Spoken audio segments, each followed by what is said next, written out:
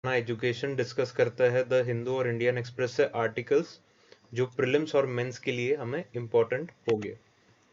तो सबसे पहले द हिंदू से ये आर्टिकल है, staying away from political thickets. Sanjay Hegde ji का ये आर्टिकल है। तो उन्होंने बेसिकली कहा है कि कोर्ट ने पॉलिटिसाइज नहीं होना चाहिए और जो सेपरेशन ऑफ पावर है जुडिशरी, एग्जीक्यूटिव और लेजिस्लेटिव में, वो मेंटेन करना चाहिए। एक ओवरऑल उनका यही कंक्लूजन था। तो हम इस काफ़ी हम डिस्कस कर चुके हैं एंटी डिफेक्शन लॉ इससे पहले भी। तो हम आज देखते हैं कुछ सुप्रीम कोर्ट के जो ऑब्जर्वेशंस है एंटी डिफेक्शन लॉ में इससे पहले। ठीक है। तो किहोतो होलोहन केस में 1992 में सुप्रीम कोर्ट ने कहा था कि स्पीकर जब डिसाइड करता है डिस्क्वालिफिकेशन के मैटर पर तो वो एक्ट होता है एज ए ट्रिब्यूनल, और इसीलिए जुडिशियल रिव्यू का सुप्रीम कोर्ट के पास अधिकार है। ठीक है। सुप्रीम कोर्ट ने यह भी कहा था कि कोई भी इंटरमीडिएरी स्टेज में कोर्ट इंटरफेयर नहीं करेगा, बट जब फाइनल जब वर्डिक्ट स्पीकर दे देता है तो डेफिनेटली ये जुडिशियल रिव्यू के लिए एलिजिबल है। अगला, voluntarily giving up of membership, जो एक डिस्क्वालीफाई करने का एक क्राइटेरिया है।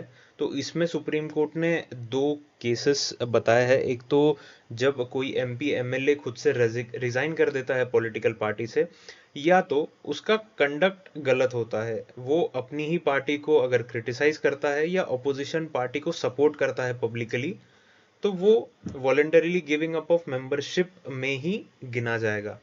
आगे एक टाइमलाइन बताई गई है स्पीकर को डिसाइड करने के लिए एंटी डिफेक्शन लॉ में।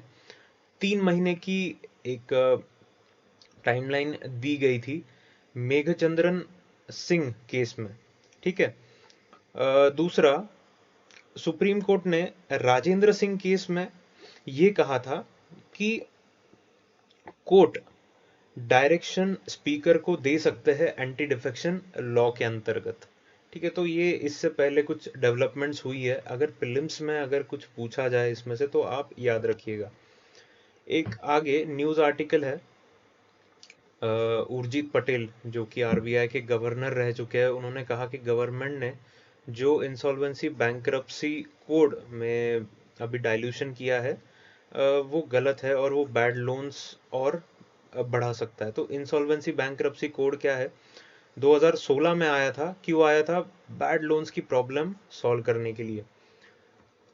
जो बड़े बड़े कंपनीज होते हैं, पार्टनरशिप फर्म्स होते हैं, इंडिविजुअल्स होते हैं, वो बिजनेस के लिए लोन लेते हैं, लोन चुका नहीं पाते हैं, जिसके वजह से जो क्रेडिटर्स है जो उन्हें लोन देते हैं तो वो काफ़ी प्रॉब्लम में आ जाते हैं। तो इनमें जो डेबिटर्स होते हैं ये कुछ अच्छे होते हैं जिनका जेन्युइन प्रॉब्लम होता है, और कुछ फ्रॉड करते हैं जो कि सिर्फ प्रॉब्लम आर्टिफिशियली बताते हैं। तो ये पूरा एक प्रॉब्लम सॉल्व करने के लिए और बैड लोन्स को रिजॉल्व करने के लिए इंसॉल्वेंसी एंड बैंक्रप्सी कोड बनाया गया था। इससे पहले भी काफ़ी सारे रूल्स थे, बट बहुत मल्टीपल रूल्स थे, तो वो सारे रूल्स इकट्ठा करके इंसॉल्वेंसी एंड बैंक्रप्सी कोड बना दिया गया है। इसके हम कंपोनेंट जान लेते हैं। सबसे पहले तो insolvency and bankruptcy board of India है। ये क्या काम करता है? ये एक इंफ्रास्ट्रक्चर बनाता है इस पूरे सिस्टम के लिए, एक्रीडेशन करता है इंसॉल्वेंसी प्रोफेशनल्स का। अब इसके इसके कौन कौन मेंबर्स होते हैं? मिनिस्ट्री ऑफ फाइनेंस से इसके मेंबर्स होते हैं, मिनिस्ट्री ऑफ लॉ, आरबीआई से मेंबर्स होते हैं इसके। अभी इंसॉल्वेंसी प्रोफेशनल्स कौन है? इंसॉल्वेंसी प्रोफेशनल्स ये लोग हैं जो इन दोनों के बीच में इंटरमीडियरी का काम करते हैं और कुछ तो भी सॉल्यूशन फाइंड करने की कोशिश करते हैं। इंफॉर्मेशन यूटिलिटीज क्या है? जो भी फाइनेंशियल डाटाज होता है क्रेडिटर्स के पास, अलग अलग डेबिटर्स का, तो वो इकट्ठा रखने का ये काम करता है इंफॉर्मेशन यूटिलिटी। इसके बाद में जब इसमें कुछ इशू होता है, कुछ सॉल्यूशन नहीं निकल पाता है, कुछ तो भी और प्रॉब्लम क्रिएट होता है, तो और दो बॉडीज बनाई गई है। ये क्या है? एक तो नेशनल कंपनी लॉ ट्राइब्यूनल, जो कि अगर कंपनीज का पूरा मैटर देखती है, अगर कंपनीज को कुछ इशू हो तो वो देखती है। और दूसरा डेट रिकवरी ट्राइब्यूनल ये क्या देखती है, अगर इंडिविजुअल और पार्टनरशिप फर्म हो और उनके बीच में और क्रेडिटर्स के बीच में अगर कुछ इशू हो रहा हो तो ये डेट रिकवरी ट्राइब्यूनल ये देखता है। तो अभी इशू क्या हुआ, अभी देखिए पैंडेमिक की सिचुएशन है। पैंडेमिक की सिचुएशन में आर्टिकल, अभी इसका अमेंडमेंट हुआ, सेक्शन 10A इंट्रोड्यूस किया। तो सेक्शन 10A क्या करता है, इसने अभी जो प्रोसीडिंग्स है वो सस्पेंड कर दी है। सितंबर 2020 तक ये प्रोसीडिंग सस्पेंड कर दी है और कहा है कि इस टाइमलाइन के बीच में अगर कुछ डिफॉल्ट होता है या कुछ अगर कुछ गड़बड़ी होती है, पेमेंट नहीं कर पाते हैं वो लोग, तो आप इंसॉल्वेंसी और बैंकरप्सी की प्रोसीडिंग्स आप शुरू मत कीजिए, ठीक है। तो ये इसमें इशू हुआ है। तो काफ़ी सारा क्रिटिसिज्म भी हो रहा है कि इससे एनपीए की जो प्रॉब्लम है जो ऑलरेडी बहुत है वो और बढ़ेगी, ठीक है। तो जो गुड डेबिटर्स और बैड डेबिटर्स है इनमें तो डिफरेंस ही खत्म हो गया, सबको सबके लिए ये एक ही रूल बना दिया। तो हमें देखना चाहिए था कि जो कंपनीज है जिन पे डायरेक्ट कॉन्सिक्वेंस हुआ है पैंडमिक का, तो उन्हें ही थोड़ा सा हमें छूट देनी चाहिए थी, ना कि एक ब्लैंकेट पूरा अमेंडमेंट बनाने की ज़रूरत थी। आगे ये प्रीलिम्स के लिए इम्पोर्टेंट चीज़, पाइड कुकू, ठीक है।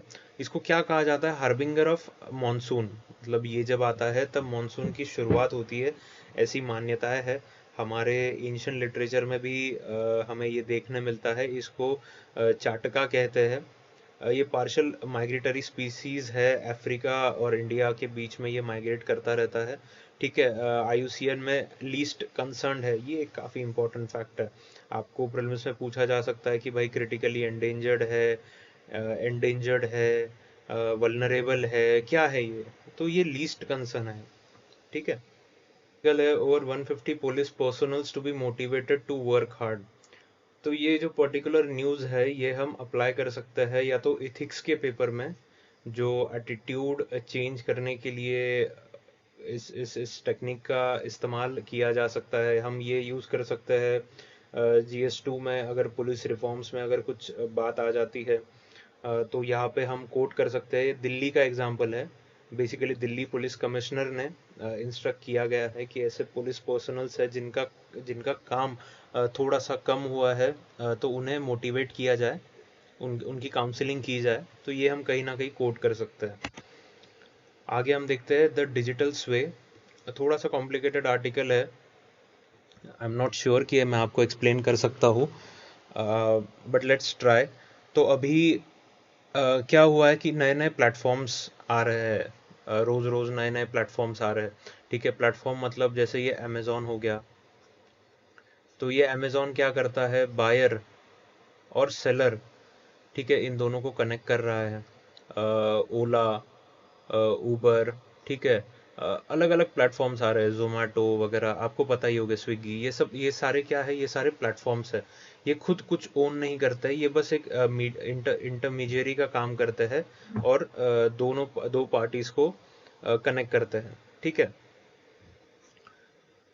उसके बाद में अभी काफ़ी इश्यूज इन प्लेटफॉर्म्स के थ्रू अभी आ रहे हैं। जैसे क्या क्या इश्यूज आ रहे हैं, देखिए पहले तो ये बहुत सारा जो कस्टमर्स का डाटा है, प्राइवेट इंफॉर्मेशंस है, वो कलेक्ट कर लेता है, ठीक है। कलेक्ट कर लेता है और ठीक है, उनकी उनकी जो कंजम्पशन पैटर्न है उसको काफ़ी तरीके से इन्फ्लुएंस करने की ये कोशिश करता है। जैसे कि हमने बात की, इसने एक रोल ऑफ मीडिएशन ले लिया है, ठीक है। और मीडिएशन का रोल ले लिया है तो क्या कर लिया है, एक मोनोपोली क्रिएट कर लिया है, ठीक है। अभी अमेज़ॉन भी आप अगर देखोगे तो अमेज़ॉन की इस तरीके से मोनोपोली है कि बाकी के ई कॉमर्स प्लेटफॉर्म अभी ऑलमोस्ट कुछ नहीं है अमेज़ॉन के सामने। It has become a huge giant. तो जब किसी भी कंपनी या किसी भी चीज़ की अगर मोनोपोली हो जाती है तो ऑब्वियसली एक्सप्लॉयटेशन भी बढ़ जाता है। तो जो कंज्यूमर्स है उनका भी, या जो सेलर्स है उनका भी एक तरीके से एक्सप्लॉयटेशन होता है, ठीक है। अभी आप ये ओला ओला ओला भी काफ़ी टाइम न्यूज़ में था कि जो उसके ड्राइवर्स थे उनको वो अच्छे से रेन्यूमरेशंस नहीं दे रहा है, काफ़ी हार्डशिप्स वो लोग फेस कर रहे हैं। तो ऑथर का कहना है कि जिस तरीके से हमने यूपीआई बनाया, यूनिफाइड पेमेंट इंटरफेस, तो ये यूनिफाइड यूपीआई ने क्या किया, ये अलग-अलग बैंक्स, ठीक है, और कंज्यूमर को जॉइन कर दिया। ये यूपीआई गवर्नमेंट ने ही जारी किया, एक एक टाइप से ये प्रोटोकॉल था, प्रोटोकॉल बनाया और सारे कंज्यूमर्स और सारे बैंक्स को जॉइन कर दिया। तो ऑथर कहता है कि इसी तरीके के एप्लीकेशन प्रोग्रामिंग इंटरफेस जो है वो हमें बनाने चाहिए। अब ये एपीआईज क्या होते हैं? देखिए, आप जब भी कोई वेबसाइट से बुकिंग करते हैं, फॉर एग्जांपल आपको रेल का आपको फ्लाइट का टिकट बुक करना है, तो फ्लाइट का जब आपको टिकट बुक करना है तो ये एक वेबसाइट, ये कोई भी वेबसाइट है, सपोज कर लो आप गो आईबीबो या मेक माई ट्रिप, ठीक है, और ये अलग अलग फ्लाइट्स है, इंडिगो हो गया, आपका एयर इंडिया हो गया, ये अलग अलग ऐसे ये है। तो जब आप एज अ कंज्यूमर बुक करते हो तो आपके पास बहुत सारे ये फ्लाइट्स इस पे अवेलेबल होते हैं, ठीक है। आपको सारे इनका लाइव स्टेटस दिखता है कि कहाँ पे सीट्स खाली है, कहाँ पे सीट्स खाली नहीं है, ये आप रियल टाइम में आप चेक कर सकते हो। तो आप ये कैसे चेक कर सकते हो कि बेसिकली ये इन सब का डाटा एक दूसरे से कनेक्टेड होता है, ठीक है, एक दूसरे से इन सब का डाटा बेस जो है कनेक्टेड होता है, और ये कनेक्ट करने का काम कौन करता है? एपीआई करता है, एप्लीकेशन प्रोग्रामिंग इंटरफेस, ठीक है।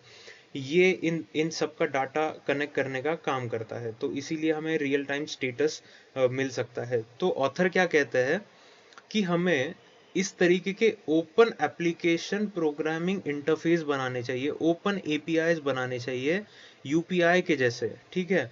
तो इससे क्या होगा, इससे मार्केट में एक ओपननेस आ जाएगा, ठीक है, एक मार्केट में ओपननेस आ जाएगा। तो क्या होगा कि जब आपको सपोज एक कैब बुक करनी है, ये कैब वाला है, ठीक है, ये एक ड्राइवर है, कैब वाला है, और एक एपीआई हमने डेवलप कर दिया, ठीक है। तो जब एक कंज्यूमर को ये कैब बुक करना हो, तो ज़रूरी नहीं कि वो सिर्फ ओला या सिर्फ उबर से ही बुकिंग कर पाए। ये जो कैब है, ये इस जो ये फ्लाइट्स के जैसे ये सारे ऐसे कैब्स आपको दिखेंगे। मतलब ये कॉमन एक इंटरफेस बन जाएगा जिससे आप ये कोई भी कैब आप बुक कर सकते हो जो अलग अलग प्लेटफॉर्म्स पे हो, ठीक है। तो इससे फायदा ये होगा कि मोनोपोली नहीं डेवलप होगी। तो अभी ऐसे नहीं होगा कि अगर वो कैब ओला पर ही है तो ओला से ही आप ये कर सकते हो, वो कैब अलग अलग प्लेटफॉर्म्स पे आपको दिखेगा। तो बेसिकली अगर आपको ये पूरा समझ में नहीं नहीं भी आया तो भी बस आप ये टर्मिनोलॉजीज आप याद रखिएगा। पेपर 3 में डायरेक्ट क्वेश्चन यहाँ से बन सकता है कि क्यों ज़रूरी है एपीआईज को यूनिवर्सल करना, ठीक है। तो आप यहाँ पे बोल सकते हो कि बहुत सारे उसके फायदे हैं। तो फिर अगर आपको डॉक्टर की भी अगर बुकिंग करनी हो, एम्बुलेंस या कोई भी अगर चीज़ हो, तो आप इस तरीके से बुक कर सकते हो, मोनोपोली खत्म हो जाएगी। ओपन प्रोटोकॉल्स बनाने इसलिए बहुत ज़रूरी है। अभी शशि थरूर जी का ये आर्टिकल है, केस फॉर प्रेसिडेंशियल सिस्टम। तो ये एक अपने आप में काफ़ी बड़ा डिबेट है, प्रेसिडेंशियल सिस्टम वर्सेस एक पार्लियामेंट्री सिस्टम। तो जो शशि थरूर जी ने जो प्रॉब्लम्स बोले हैं पार्लियामेंट्री सिस्टम के बारे में, वो हम पहले देख लेते हैं कि क्या क्या प्रॉब्लम्स वो कहते हैं। सबसे पहले तो जो लेजिस्लेचर्स होते हैं अनक्वालिफाइड होते हैं। हम पॉलिसी से ज़्यादा पॉलिटिक्स पे हम फोकस करते हैं, ठीक है। कोई भी कोहेरेंट सेट ऑफ पॉलिसीज़ नहीं होती है, हैप्पैज़ार्ड तरीके में पॉलिसीज़ बनाई जाती है। रियल पार्टी सिस्टम का एब्सेंस है। पार्टी सिस्टम एक पर्टिकुलर व्यक्ति के अराउंड ही घूमता है, ठीक है। ये प्रॉब्लम्स शशि थरूर जी बताते हैं पार्लियामेंट्री सिस्टम में। उसके बाद में वो कहते हैं कि जो एग्जीक्यूटिव पोस्ट है वो काफ़ी लिमिटेड हो जाते हैं, ठीक है। इलेक्शंस एंड हॉर्स ट्रेडिंग बहुत ज़्यादा होती है, जो हम देख रहे हैं अभी राजस्थान में। लेजिस्लेशन सफर्स, ये जो भी लेजिस्लेशन बनाया जाता है वो मेनली एग्जीक्यूटिव्स ही बनाते हैं, और जो पार्लियामेंट है वो सिर्फ उनको पास करने का काम करता है। ठीक है, there is no distinction between legislative and executive, और जो ऑपोजिशन है, ऑपोजिशन भी इतनी इफेक्टिव नहीं है। प्रेसिडेंशियल सिस्टम अभी यूएसए में चला हुआ है, और इंडिया जो है वो पार्लियामेंट्री सिस्टम फॉर्म करता है। प्रेसिडेंशियल सिस्टम में क्या होता है, जो एक एग्जीक्यूटिव होता है, फॉर एग्जांपल प्रेसिडेंट होता है, लोग उसे डायरेक्ट इलेक्ट करते हैं। ठीक है, जो ये तीन फिर पिलर्स बनते हैं, जुडिशरी, लेजिस्लेटिव और एग्जीक्यूटिव, तो ये सारे अलग अलग हो जाते हैं। एग्जीक्यूटिव हेड जो होता है, फॉर एग्जांपल प्रेसिडेंट, वो डायरेक्टली इलेक्टेड होता है। लेजिस्लेचर जो होता है वो एक इनडायरेक्टली इलेक्टेड होता है। ये सब इनमें अलग अलग फंक्शनिंग होती है। तो शशि थरूर जी कहते हैं कि अभी वक्त आ गया है कि हम प्रेसिडेंशियल सिस्टम के बारे में सोचें, और वो ये भी कहते हैं कि इतना पॉलिटिसाइजेशन है अभी हमारे कंट्री में, तो होना काफ़ी मुश्किल भी है। बाकी आपको और डिटेल में अगर पढ़ना हो इसके बारे में, तो लक्ष्मीकांत में स्टार्टिंग के चैप्टर्स में ही काफ़ी अच्छी तरीके से दिया गया है ये। वुमेन इश्यूज पे ये आर्टिकल है, कोविड-19 की सिचुएशन और वुमेन पे उसका क्या इम्पैक्ट हुआ है। डायरेक्ट क्वेश्चन बन सकता है पेपर 1 में सोसाइटी में। आप कुछ पॉइंट्स यहाँ से कोट कर सकते हो। बेसिकली अभी लॉकडाउन है, तो सारे फैमिली मेम्बर्स घर पे है, तो काम का बर्डन तो औरतों पर ही है। जॉब लॉसेस हो रही है, तो वापस अभी जॉब पे जाना भी मुश्किल हो गया है। जेंडर वायलेंस की समस्याएं बढ़ गई है। हमने कल भी देखा कि जहाँ पे रेड जोन है, तो उसमें जो जेंडर वायलेंस के केसेस है वो ज़्यादा आ रहे हैं। अल्कोहल कंजम्पशन बढ़ गया है। क्यों बढ़ गया है? क्योंकि जो मेल है उनकी भी जॉब गई है और फ्रस्ट्रेशन हो रहा है। तो फ्रस्ट्रेशन किस पे निकल रहा है? औरतों पे ही निकल रहा है। फैमिली मेंबर्स का एक कंट्रोलिंग बिहेवियर भी देखने को मिल रहा है। लिमिटेड रिसोर्सेस है, पैसा खत्म हो गया है लोगों के पास, तो ऑब्वियसली फ्रस्ट्रेशन किस पे निकलेगा? तो औरतों पे निकलता है। एनजीओज अभी फंक्शनिंग नहीं है, एनजीओज खुद लॉकडाउन में है। अनपेड जो वर्क होता है वो बढ़ गया है। अभी जो पहले पहले जो हस्बैंड था वो एक सुबह का टिफिन लेके, नाश्ता लेके निकल जाता था, बट अभी उसको 4 टाइम का खाना देना है, सब काम करने हैं, and it it becomes very hectic. ठीक है, health of the women is suffering. क्यों? क्योंकि कम्युनिटी सर्विस और ऑफिशियल हेल्थ मशीनरीज जो है वो भी अभी ठप पड़ी हुई है। आंगनवाड़ी और आशा वर्कर्स जो है वो जो काफ़ी क्रिटिकल एक पार्ट प्ले करते हैं वुमेन वुमेन हेल्थ में, वो भी अभी कोविड की समस्या से लड़ने में जुटी हुई है। रोजालिन फ्रैंकलिन, ये एक साइंटिस्ट है जिन्होंने डीएनए पर काम किया है। इनको कहा जाता है रॉन्ग्ड हीरोइन ऑफ डीएनए। अलग एक और चीज़ की वजह से वो फेमस है, victim of male prejudice. Actually हुआ ये था कि इन्होंने जो DNA double helix structure of DNA है, जो यहाँ पे आप देख सकते हैं, इसका उन्होंने फाइंडिंग किया था, बट जो नोबेल प्राइज मिला था वो जो 3 उनके एसोसिएट्स थे जो मेल थे उनको मिला, और इनको रिकग्निशन नहीं मिल पाया।